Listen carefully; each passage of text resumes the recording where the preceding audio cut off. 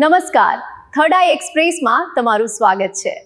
મારી ચેનલને like, share અને સબસ્ક્રાઇબ કરશો।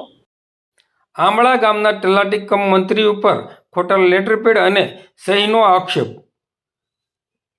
વિગતો સાથે વાત કરીએ તો આંબળા ગામના સરપંચ દ્વારા ઉપસરપંચ અને તલાટી મંત્રી વિરુદ્ધ પોલીસમાં અરજી આપવામાં આવી છે। સરપંચના પતિએ ગંભીર આક્ષેપો કરતા જણાવ્યું હતું કે ખોટા લેટરપેડ અને ખોટી સહી અને સિક્કાનો ઉપયોગ કરીને ગેરરીતિ કરવામાં આવી છે।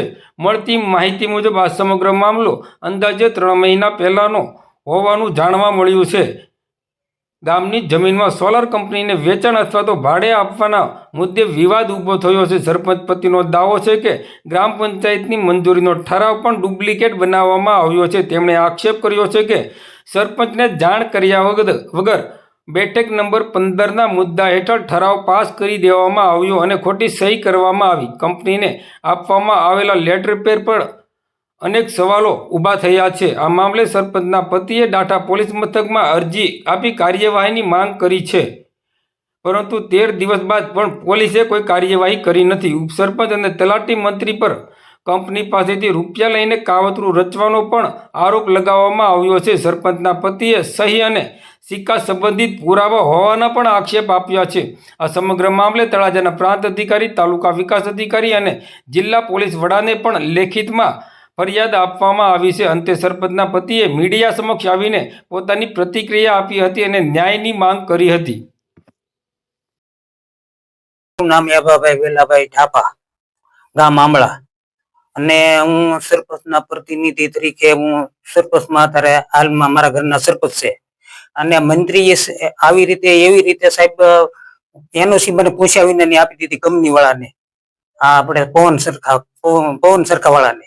તો મેં એને એમ કીધું કે મને પૂછ્યા વિના હું કેમ બેન તમે આપ્યું? તો કે એ કે પૂછ્યા વિનાનું એ તો મને નહીં, મને ખબર, હું તો ખબર ન હોય તો બેન આ દીધી કોને? એટલે મેં એવી રીતે બેનને પ્રશ્ન કર્યો તો બેન કે હવે જે થઈ ગયું એ થઈ ગયું, કે હું તમને પાછી એનઓસી મગાવી દઉં, કે હું તો બેન મગાવી ગયો તો મગાવી દીધું, તો જે પેલા એને દીધેલી હતી એ નો બેન મને અમને પાછી આપી।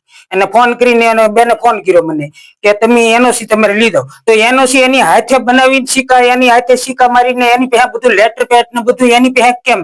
અને એ સરપંચ નું લેટર પેડ માં એને એવી રીતે ગોલમાલ કરીને બધું આવી રીતે એને અમને ઓલું કર્યું। મારે એને લેટર પેડ એને રીતે કરીને બધું કર્યું। પછી મંત્રીએ મને એમ કીધું કે તમે અહીંયા આવીને લેટર પેડ ઓલું તમારી એનઓસી દીધેલી છે હું પાછી મગાવીને કંપનીમાં તમને પાછી આપું, કે તો એને ફોન કરીને અમને બોલાવ્યા। પછી એને જે કર્યું એ ખરું, પૈસા એને લીધા કે નહીં લીધા એ આપણને કઈ સાહેબ ખબર નથી। હતીશભાઈ ગોવિંદભાઈ પરમાર, આંબળા ગામનો સભ્ય છું હું। જે આ બેને જ્યાં પણ પેલા નોકરી કરતા હોય ત્યાં એ બેને જે કર્યું હોય એની તપાસ કરે।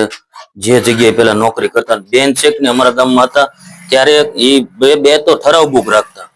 અમે જયારે અમને ખબર પડી કે કંપનીમાં એનઓસી દેવાઈ ગયેલી છે ત્યારે અમે બેનને ફોન કર્યો, બેન હાસુ છે? ત્યારે બેને અમને કીધું નહીં ભાઈ અમે કઈ કર્યું નથી, કે પછી અમે બેનને ત્યાં બોલાવ્યા આંબળા કે બેન અમને દેખાડો ઠરાવ બુક।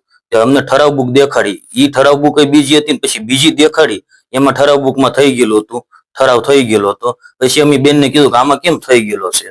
ત્યાં એ બેન કે હાલો ને આપણે રદ કરી નાખ્યું કે ઠરાવ। પછી બેને ઠરાવ રદ કર્યો। અમારી માંગણી એ છે કે આની કાર્યવાહી થાય કાયદેસરની। જ્યાં એની બેન જ્યાં નોકરી કરતા હોય ન્યાય તપાસ કરો કે કઈ કઈ જગ્યાએ આ રીતનું ખોટું કરેલું છે બધું।